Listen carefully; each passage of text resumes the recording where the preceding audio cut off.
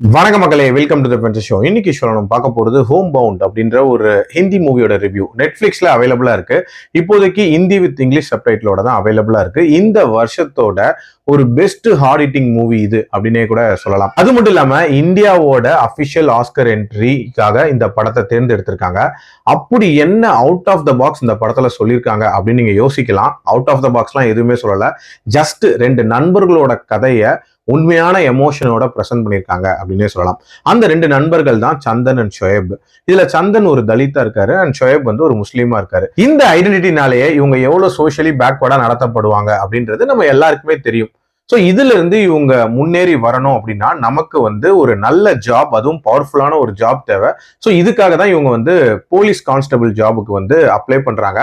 பல லட்சம் பேர் அப்ளை பண்ற அந்த ஜாபுக்கு ஆயிரக்கணக்கில் தான் ஓப்பனிங் இருக்கு. ஸோ இவங்க ரெண்டு பேரும் அட்டன் பண்றாங்க. ஆனா அதோட ரிசல்ட்ஸை ரிலீஸ் பண்ணாம ஒரு ஸ்டே மாதிரி வாங்கி பல நாட்கள் டிலே பண்றாங்க.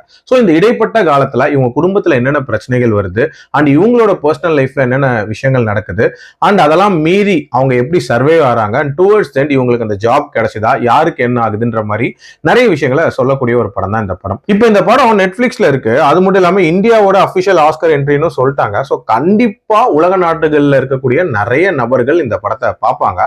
பாக்குறவங்களுக்கு ஒரு விஷயம் தோணலாம், இப்படி எல்லாமா விஷயம் இந்தியாவில் நடக்குது, இல்ல இவங்க மிகைப்படுத்தி காட்டுறாங்களா அப்படின்னு கூட தோணலாம். பட் இங்க வந்து பார்த்தா தான் தெரியும் இது எல்லாம் இன்னும் நடந்துட்டு இருக்கக்கூடிய ஒரு விஷயம். அதுலயும் குறிப்பா சந்தனோட லைஃப்ல நடக்கக்கூடிய சம்பவங்கள் இருக்குல்ல, அவர் இன்ஃபேக்ட் தன்னோட எஸ்சிங்கிற ஐடென்டிட்டியை கூட எங்கேயுமே சொல்லாம ஜென்ரல் கேட்டகரியில தான் வந்து எக்ஸாம்ஸ்க்குலாம் அப்ளை பண்ணுவாரு. அதுக்கு என்ன காரணம்னு பாத்தீங்கன்னா, ஒருவேளை ஒரு எஸ்சியா அவருக்கு அந்த ஜாப் கிடைச்சாலும் சுத்தி இருக்கிறவங்க தன்னை வந்து ரொம்ப தாழ்வா பார்ப்பாங்க, அது மட்டும் இல்லாம ரொம்ப லோ லெவல் ஒர்க்கை பண்ண வைப்பாங்க அப்படின்ற ஒரு பயத்தினாலேயே அவர் அந்த கேட்டகரியில அப்ளை பண்ணாம இருக்கிற மாதிரி காட்டுவாங்க. அதுவும் ரொம்ப நீட்டா காட்டப்பட்டிருக்கும். அது மட்டும் இல்லாம ரிசர்வேஷனை பத்திய ஒரு வன்மம் இருக்குல்ல மத்தவங்களுக்கு, அந்த வன்மத்தையும் ரொம்ப நீட்டா சில காட்சிகள் வழியா காட்டியிருப்பாங்க. அதே மாதிரி ஷோயபோட லைஃப், தான் ஒரு முஸ்லீம் அப்படின்ற ஒரே காரணத்துக்காக தனக்கு எக்ஸ்ட்ரா பேக்ரவுண்ட் செக் நடத்துறது அப்படின்ற ஒரு விஷயமா இருக்கட்டும், அண்ட் இவன் பாகிஸ்தானுக்கு தான் சப்போர்ட் பண்ணுவான் அப்படின்ற மாதிரியான அவங்களுக்கான அந்த ப்ரீடிட்டர்மைண்ட் தாட்டா இருக்கட்டும், இது எல்லாத்தையுமே ரொம்ப நீட்டாவே காட்டியிருப்பாங்க.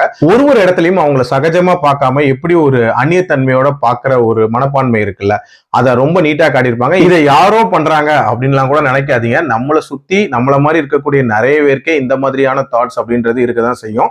அப்படி நீங்க நம்பல அப்படின்னா இந்த கமெண்ட் செக்ஷன்லயே போய் பாருங்க, கண்டிப்பா எவ்வளவு பேர் போஸ்ட் பண்றாங்கன்னு மட்டும் பாருங்க. அதே மாதிரி நம்மளோட சிஸ்டமேட்டிக் டிலேஸ் அதை பத்தியும் பேசியிருப்பாங்க. அதாவது ஒரு நபர் ஆம்பிஷனோட ஒரு கவர்மெண்ட் எக்ஸாமுக்கு ப்ரிப்பேர் பண்ணி அதை பெர்ஃபார்ம் மட்டும் பண்ணிட்டா மட்டும் போதாது, அந்த ஓப்பனிங் அப்படின்றது இருக்கணும் அண்ட் கவர்மெண்ட் அதுக்கான ரிசல்ட்ஸை விடணும் அப்படின்ற மாதிரி பல விஷயங்கள் இருக்கு.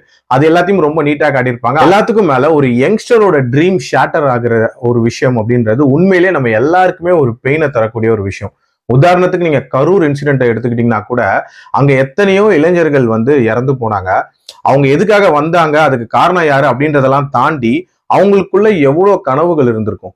அந்த கனவுகள்லாம் ஒரு நொடியில ஷேட்டரா போகுது அப்படின்றது நமக்கே ஒரு இம்பாக்டை கிரியேட் பண்ணுச்சுல. கிட்டத்தட்ட அந்த மாதிரியான ஒரு இம்பாக்டை பேசக்கூடிய ஒரு படம். அதுலயும் அந்த லாஸ்ட் 20 மினிட்ஸ் பயங்கர இம்பாக்ட்ஃபுல்லா இருந்துச்சு. கண்டிப்பா மிஸ் பண்ணாம பாருங்க. இந்த படத்துல பெருசா ட்விஸ்ட் அண்ட் டர்ன்ஸோ இல்ல வந்து நான் லீனியர் ஸ்கிரீன் பிளேவோ அந்த மாதிரியான ஃபேன்சியான விஷயங்கள்லாம் இல்லாம ரொம்ப நீட்டா ஸ்ட்ரெயிட் ஃபார்வர்டா ஒரு கதையை பிரசன்ட் பண்ணிருக்காங்க. ஸோ கண்டிப்பா ட்ரை பண்ணுங்க. என்னோட ரேட்டிங் 3.8 out of 5. அடல் கண்டென்ட்லாம் இல்ல, கிளீன் வாட்ச். மீண்டும் அடுத்த விமர்சனத்தில் சந்திக்கிறேன். நன்றி, வணக்கம்.